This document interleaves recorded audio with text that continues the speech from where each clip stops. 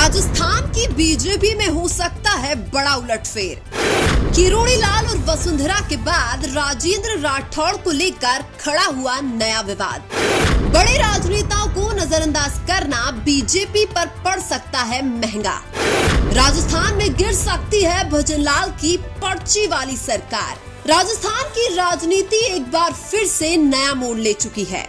Rajasthan BJP के नए प्रभारी राधा मोहन दास अग्रवाल ने राजेंद्र राठौड़ की हाजिरी लगाने की बात बोली है। राधा मोहन दास ने बोला था कि मैं नजर सब पर रखता हूं, इसलिए अटेंडेंस राजेंद्र राठौड़ की भी लग गई है। आगे प्रदेश प्रभारी ने बोला कि राजेंद्र राठौड़ से पूछा जाना चाहिए कि उन्हें किस कारण बैठक छोड़कर जाना पड़ा।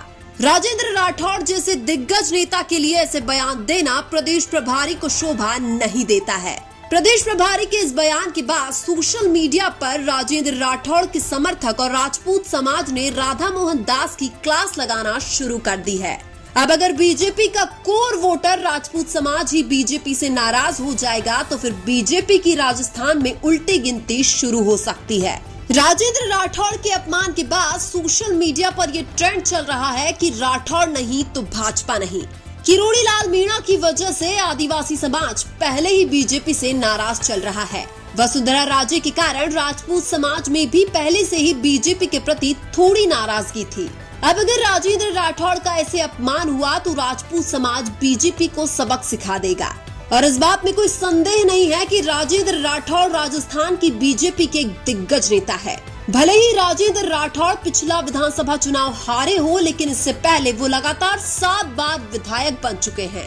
कल से राजनीति में आए हुए लोग राजेंद्र राठौड़ पर सवाल उठाए तो समर्थकों का नाराज होना भी जायज है।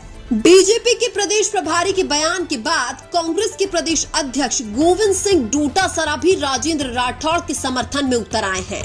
डोटासरा ने कहा कि राजेंद्र राठौड़ कोई छोटा नेता है क्या? वो आदमी नेता प्रतिपक्ष रहा है, 7 बार विधायक रहा है, उसका अपमान कर रहे हो।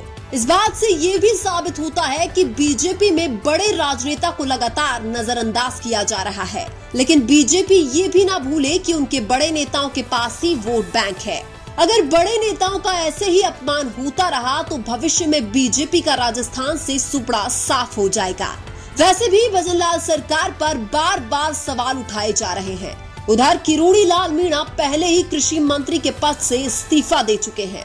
यही नहीं, किरोड़ी लाल तो पेपर लीक के आरोपियों पर कार्रवाई नहीं करने पर सत्याग्रह करने की चेतावनी दे चुके हैं। यानी कि ऐसा भी हो सकता है कि भविष्य में किरोड़ी लाल मीणा अपनी ही सरकार के खिलाफ धरने पर बैठ जाएं। 2023 के विधानसभा चुनाव के बाद से ही राजस्थान में बीजेपी की उल्टी गिनती शुरू हो चुकी है और 2024 के लोकसभा चुनाव में 11 सीट गंवाने के बाद भी बीजेपी अपने बड़े नेताओं का अपमान करती जा रही है। ऐसा माना जा रहा है कि मोदी जी बीजेपी के दिग्गज नेताओं को साइडलाइन करके नए नेताओं को कठपुतली बना रहे हैं।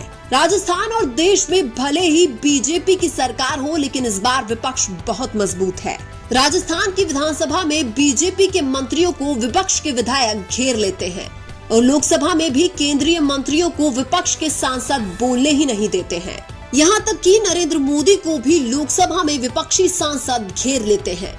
ये एक मजबूत विपक्ष का परिणाम है और लोकतंत्र में मजबूत विपक्ष बहुत जरूरी है। वैसे भी अगर बीजेपी अपने बड़े नेताओं को तवज्जो नहीं देती है तो वो दिन दूर नहीं जब बीजेपी राजस्थान और केंद्र दोनों जगह से सत्ता से बाहर हो जाएगी। बीजेपी अपने अहंकार की वजह से 2024 के लोकसभा चुनाव में पूर्ण बहुमत नहीं ला सकी। अगर आगे भी बीजेपी के बड़े नेता अहंकार में रहे तो बीजेपी का जल्द ही सुपड़ा साफ हो जाएगा। लेकिन आपको क्या लगता है, बीजेपी के प्रदेश प्रभारी राधा मोहन दास का बयान सही था या गलत? कमेंट करके जरूर बताइए।